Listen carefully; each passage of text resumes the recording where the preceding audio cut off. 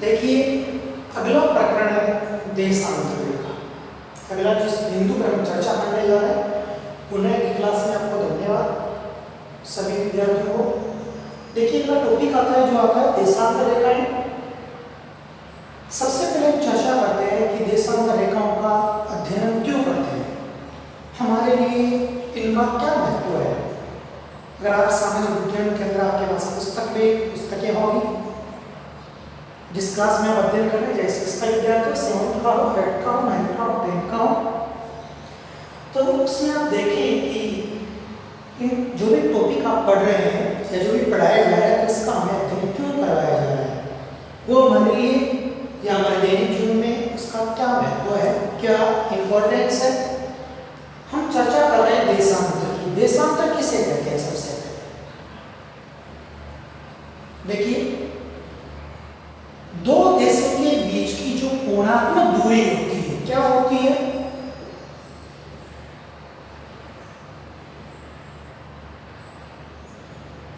दो देशांतरों के बीच की जो कोणात्मक दूरी होती है उसको क्या कहते हैं? देशांतर कहते हैं। फिर बात करते हैं, या दो देशों के बीच का जो अंतर होता है, कोणात्मक जो दूरी होती है, उसको क्या कहते हैं? देशांतर कहते हैं। जबकि देशांतर रेखाएं किसे कहते हैं? ग्लोब पर खींची हुई वे काल्पनिक रेखाएं जो उत्तर से दक्षिण की ओर खींची जाती हो, उन रेखाओं को देशांतर रेखाओं के नाम से जाना जाता है। या ऊर्ध्वाधर लंबवत जो रेखाएं होती है, ग्लोब पर जो खड़ी रेखाएं होती है, उनको हम देशांतर रेखा कहते हैं। जैसे ये ग्लोब क्या है? ग्लोब, तो ये कौन सी रेखा है? देशांतर रेखा है। जो भी खड़ी रेखाएं होती है, जो कि ग्लोब पर जो क्षैतिज होती है, जो लेटी हुई रेखाएं होती है, वो अक्षांश रेखाएं होती है। अब देखिए, सबसे पहले बात करते हैं कि देशांतर रेखाओं का अध्ययन क्यों करते हैं। सबसे पहले बात करते हैं, पहला बिंदु है किसी भी देश की स्थिति का निर्धारण कर सकते हैं। इसके अलावा दूसरा बिंदु आता है समय का निर्धारण।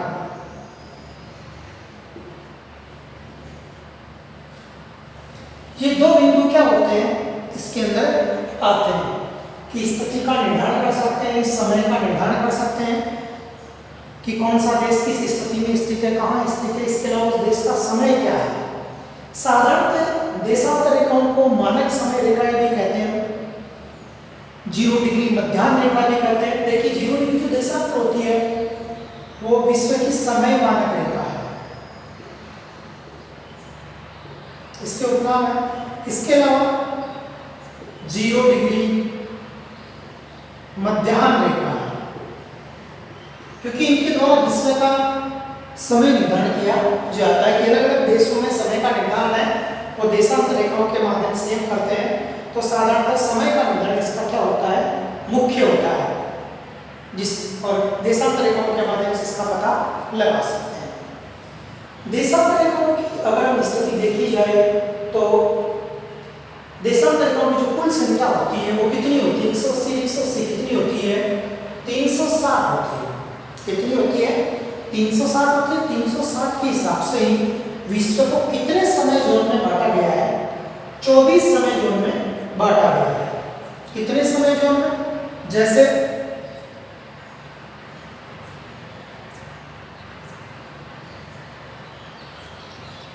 इसको कितने 360 के हिसाब से कितने समय जोन में, जैसे कि 15 का भाग देते हैं, 15 को 15, 15 दूना 30, कितना हो गया? 2 हो गया। ठीक है, 30 के बाद में कितना बचा? 6। तो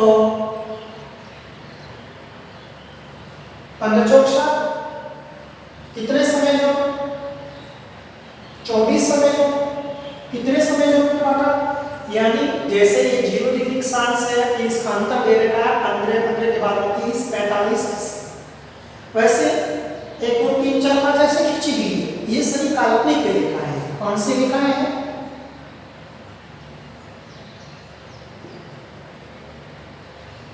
ऐसा नहीं है भाई किसी ने एक रस्सी लेकर सीधी रेखा खींच दी, ऐसा नहीं है। इसके अंदर ये काल्पनिक रेखा जो वैज्ञानिकों ने मानी है, निर्धारित की है।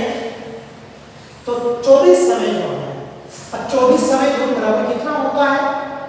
15 डिग्री देशांतर होता है। एक दो देशांतरों के बीच का जो समय होता है वो कितना मिनट है? 4 मिनट। दो देशांतरों के बीच का जो समय है वो कितने मिनट का? जैसे कल्पना कीजिए कि 82 डिग्री देशांतर से कोई मोहन नाम का लड़का है, वो 82 डिग्री देशांतर पर खड़ा है और वो 83 डिग्री पर जा रहा है, तो उसको जाने में कितना समय लगेगा? तो अंतर कितना समय का? 4 डिग्री था। एक देशांतर बराबर कितना समय होता है? 4 मिनट होता है। कितने मिनट होता है? 4 मिनट का समय होता है। देशांतर बराबर 4 मिनट होता है। क्लियर? उसी हिसाब से विश्व को 24 समय जोन में बांटा है। सबसे ज्यादा जो समय जोन है वो रूस में है, पहले 11 थे, वर्तमान में 9 के लगभग है वहां पर समय जोन। आगे चर्चा करते हैं कि दो देशांतर रेखाओं के बीच की जो दूरी होती है वो कितनी होती है? 111.32 किलोमीटर, यानी 111.32 किलोमीटर दो देशांतर रेखाओं के बीच की अधिकतम दूरी होती है। देखिए इसके बीच में दूरी क्या होती है? ज्यादा होती है, अधिकतम होती है। जबकि जैसे जैसे हम दूरों की ओर क्लाइंब करते हैं, चलते हैं, गमन करते हैं, तो यहां पर कितनी दूरी हो जाती है? 0 किलोमीटर हो जाती है।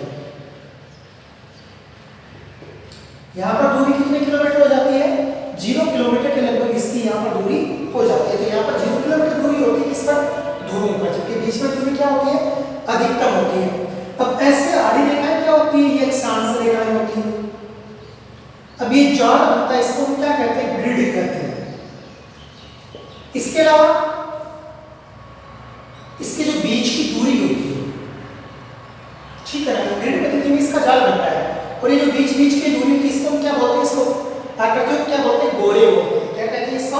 हम गोरे कहते हैं। अब आपकी जो 0 डिग्री देशांतर रेखा है वो विश्व की समय मानक रेखा है, जिससे विश्व का समय का निर्धारण किया जाता है। साथ ही साथ देखिए इसको भी दो भागों में बांटा है। ये वेस्ट है यानी पश्चिम देशांतर है, और ये कौन सी देशांतर है? पूर्वी देशांतर है, यानी पूर्वी गोलार्ध। ये पश्चिमी देशांतर है और ये पूर्वी देशांतर है। जैसे हमने कहा था कि ये 0 डिग्री अक्षांश है, तो इसके उत्तर वाला भाग क्या कहलाएगा? उत्तरी गोलार्ध कहलाएगा। और 0 डिग्री अक्षांश के नीचे वाला भाग क्या है? दक्षिण गोलार्ध। तो इसी हिसाब से इन देशांतरों को भी दो भागों में हमने बांटा है। 0 डिग्री जो आपकी देशांतर रेखा है, इसके पूर्व वाला है पूर्वी देशांतर है, यहाँ पर 180 है, और इस पर भी क्या 180 है। ये विश्व की समय मानक रेखा है, मध्याह्न रेखा है, जिसको 0 डिग्री देशांतर रेखा के नाम से जानते हैं। और यहाँ पर एक शहर है लंदन। कौन सा है? लंदन। लंदन का एक शहर है। लंदन वैसे ग्रेट ब्रिटेन की राजधानी है। ग्रेट ब्रिटेन देखिए, ग्रेट ब्रिटेन 4 देशों से मिलकर बना है, जिसमें देखिए उत्तरी आयरलैंड,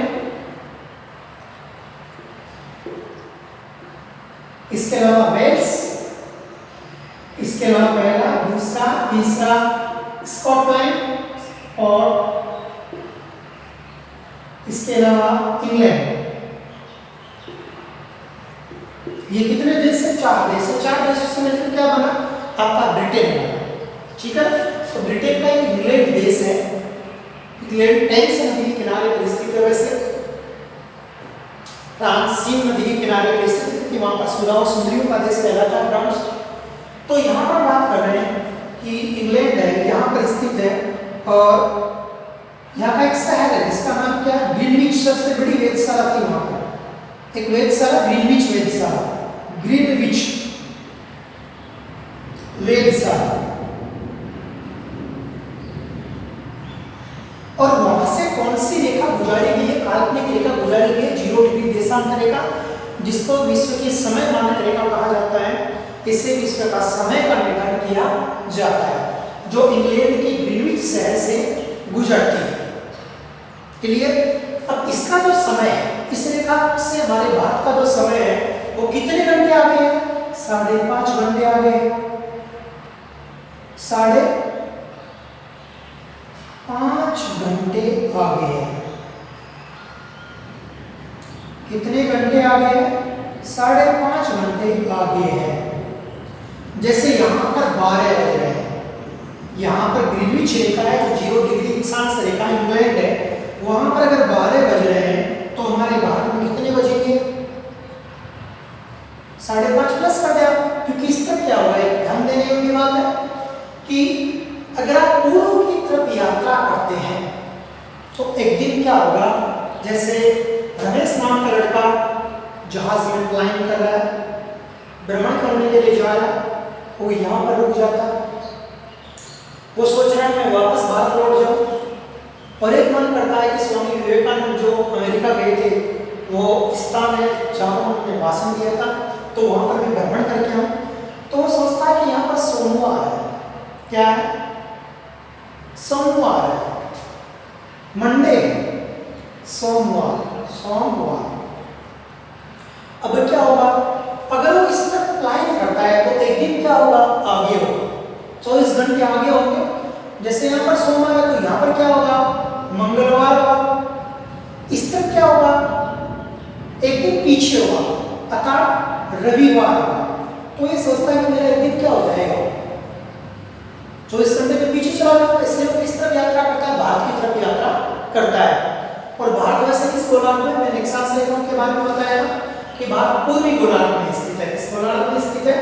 पूर्वी गोलार्ध में। यहाँ पर हमारा भारत स्थित है उत्तरी पूर्वी गोलार्ध में, क्योंकि ये 0 डिग्री अक्षांश है, इसके ऊपर वाला उत्तरी गोलार्ध, इसके दक्षिणी वाला दक्षिणी गोलार्ध। वैसे पूर्वी गोलार्ध पूर्वी अक्षांश रेखा है, पूर्वी देशांतर रेखा है, सॉरी, तो पूर्वी देशांतर में स्थित है हमारा भारत। ये 10th क्लास का टॉपिक, आप 9th क्लास का टॉपिक पढ़ेंगे भूगोल के अंदर, उसके अंदर इसके बारे में चर्चा करने वाले हैं कि भारत का अक्षांश विस्तार कितना है, देशांतर विस्तार कितना है, कौन सी रेखा भारत के मध्य से गुजरती है जो बीच में से 2 भागों में भारत को बांटती है, उससे टुकड़े निकल के काल्पनिक रेखा है। तो इससे 5.5 घंटे आगे, इस तरफ एक दिन आगे होता है, इस तरफ एक दिन पीछे होता है। ये पूर्वी देशांतर का समय प्लस में होता है, इस तरफ समय क्या हो जाएगा, माइनस में हो जाएगा। जैसे इस तरफ अगर वो यात्रा करेगा तो माइनस में क्या होगा, समय घटेगा। इस तरफ क्या होगा, समय क्या होगा, प्लस में होगा। क्लियर? सभी देशांतर रेखाएं होती है वो अर्धवृत्त का निर्माण करती है, पूर्ण वृत्त नहीं बनाती। जैसे कल्पना कीजिए ये अर्धवृत्त का निर्माण कर रही है, क्योंकि इस तरफ वाला भाग क्या हो जाता है, हिस्सा क्या हो जाता है, छूट जाता है। जैसे ये रेखा है तो आप ऐसे बना दीजिए, इसका सीधा करें, ये रेखा मान लीजिए, कल्पना कीजिए ये रेखा है, तो एक ऐसी है, एक प्रकार से अर्धवृत्त का निर्माण कर रही है। तो देशांतर रेखाएं हमेशा अर्धवृत्त का निर्माण करती है। क्लियर? एक 6th क्लास टॉपिक हो जाता है अंतरराष्ट्रीय तिथि रेखा 180 डिग्री, जो कहां से गुजारी गई है, प्रशांत महासागर से गुजारी गई है, जिससे देखिए विश्व में क्या किया जाता है, अंतरराष्ट्रीय तिथियों का निर्धारण किया जाता है। तिथि का निर्धारण करते हैं, समय का निर्धारण नहीं करते। इसका निर्धारण करते हैं, तिथि का निर्धारण करते हैं।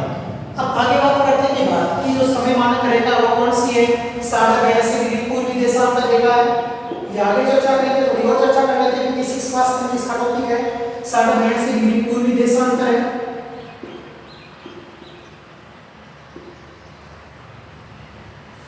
82 डिग्री पूर्वी देशांतर रेखा है, ठीक है ना। जो भारत की क्या है, समय मानक रेखा, पश्चिमी देशांतर है, पूर्वी देशांतर। हम ग्लोब पर पूर्वी गोलार्ध में स्थित है, भारत हमारा है वो पूर्वी गोलार्ध में है। तो ये पूर्वी देशांतर रेखा 82 डिग्री, जो 5.5 घंटे आगे। साथ ही साथ भारत के 5 राज्यों से गुजरती है, जिसमें उत्तर प्रदेश है, मध्य प्रदेश है, छत्तीसगढ़ है, ओडिशा है और आंध्र प्रदेश। कितने राज्यों से गुजरती है, 5 राज्यों से गुजरती है। और इसको देखिए, आपका उत्तर प्रदेश का, यूपी का एक स्थान है इलाहाबाद, मतमारो नैना सोबान स्थित है, नेमी नामक स्थान है।